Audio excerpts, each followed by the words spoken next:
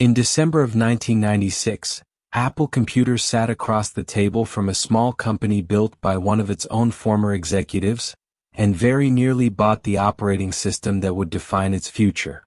They walked away instead, over what amounted to a rounding error compared to what Apple is worth today.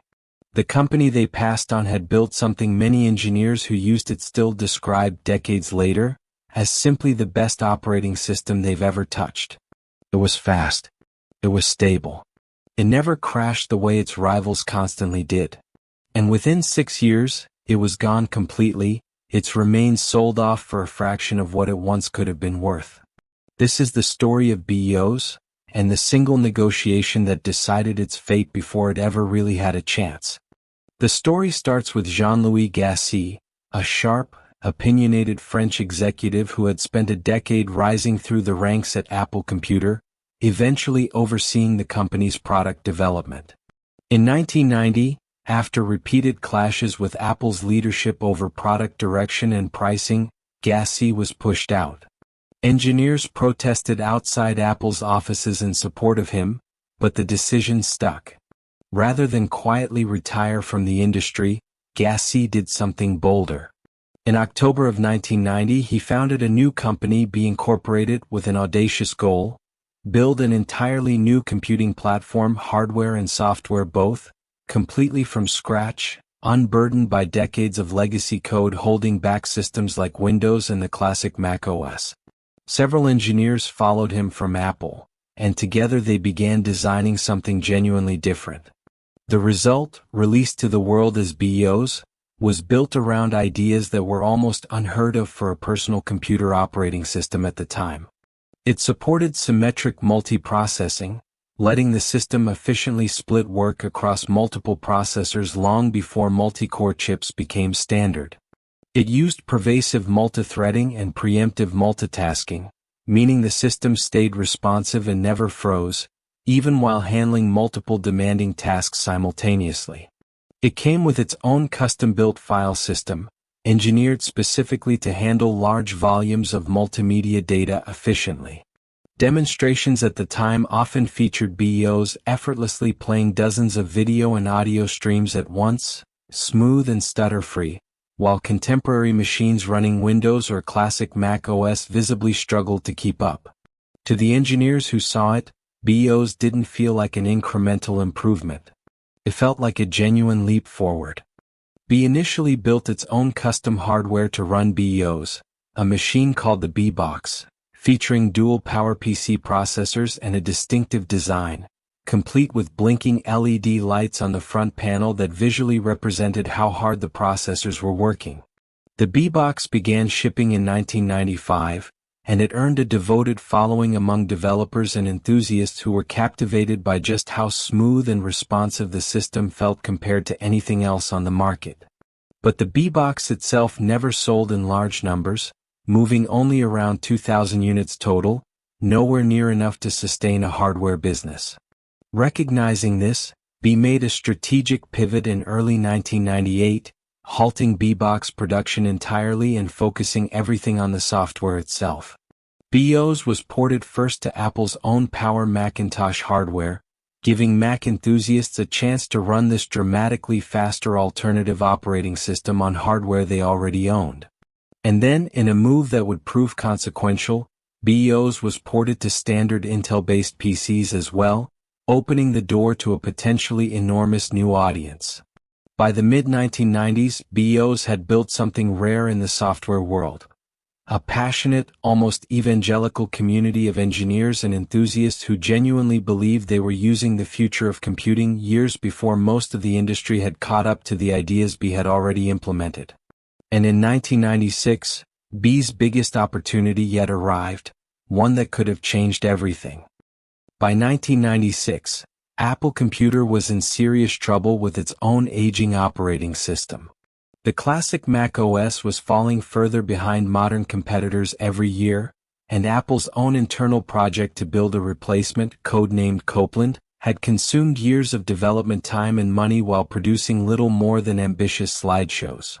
Apple's leadership, under CEO Gil Amelio, needed a real, working modern operating system and needed it fast. The search narrowed down to two serious candidates, both, strikingly, founded by former Apple executives. B with BeOS and Next, the company Steve Jobs had built after his own earlier departure from Apple. On December 10 of 1996, both companies presented their case to Apple's leadership. On paper, BeOS looked like the more natural fit. It was already compatible with Apple's own Mac hardware, and its underlying technology was widely regarded as more advanced. But the negotiation over price fell apart. Reports on the exact numbers differ depending on the source, but by most accounts, Apple's offer sat somewhere in the range of $125 to $200 million, while Gassée reportedly held out for somewhere between $200 and $300 million, a gap of tens of millions of dollars that neither side was willing to close. Gassée later developed a reputation, fairly or not, for being dismissive during the talks, and the tone of the negotiations soured alongside the numbers. Apple walked away from the table entirely, and instead acquired Next for roughly $400 million, a deal that brought Steve Jobs back into the company he had co-founded, setting in motion the chain of events that would eventually produce Mac OS X, the iMac, and everything Apple became afterward. For B, the rejection was catastrophic, though almost nobody inside the company fully understood yet just how catastrophic it would turn out to be. Without Apple's backing and without the massive built-in user base that deal would have provided, B was forced to try something far harder, convincing the world to adopt an entirely new operating system on the strength of its technical merits alone, competing directly against Windows, which by then dominated well over 90% of the personal computer market. Being genuinely better, it turned out, was nowhere near enough. Software developers were reluctant to build applications for a platform with a tiny user base, and without compelling software, ordinary users had little reason to switch away from Windows in the first place, a classic chicken and egg problem that BeOS could never fully escape. B pushed forward anyway, going public on the Nasdaq Stock Exchange under the ticker symbol BeOS, and continuing to refine the operating system, adding new features and steadily improving performance. The company also grew convinced that Microsoft was actively working to keep BeOS off the market, later filing a lawsuit alleging that Microsoft had pressured PC manufacturers, including Hitachi, into avoiding any partnership with B, allegations that echoed similar antitrust complaints being made against Microsoft by regulators around the same period. By the early 2000s, running low on both cash and realistic options, B pivoted once more, shifting its focus toward BIA, a stripped-down version of its operating system aimed at Internet appliances, simple Internet-connected devices rather than full computers.